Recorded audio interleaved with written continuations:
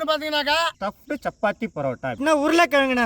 இப்போ கோதுமை மாவை பிசைஞ்சு ரெடி பண்ணி வைக்க. மாவுக்கு தேவையான அளவு உப்பு போட்டுருக்கும், தேவையான அளவு தண்ணி கொஞ்சம் கொஞ்சமாக ஊற்றி பிசைங்க. அப்போ தான் மாவு நல்லா டைட்டாக வரும். ஒரு அரை மணி நேரம் ஒரு ஈரத்துணியை போட்டு மூடி வைக்கணும். உருளைக்கிழங்கு நல்லா வெந்துடுச்சு. தோல் உரித்த உருளைக்கிழங்கு. நம்ம உருளைக்கிழங்கு நல்லா மெசிச்சுக்கிறோம். மீடியம் சைஸில் 3 வெங்காயம், நறுக்கிய பச்சை மிளகா, கேரட் சேர்த்து இருக்கும், மஞ்சள் பொடி, சில்லி பவுடர், கரம் மசாலா, ஜீரகத்தூள், புளிப்பு சுவைக்கு 2 பொருள், ஒன்று சாட் மசாலா, இன்னொன்று லெமன் ஜூஸ், மிளகுத்தூள், உப்பு.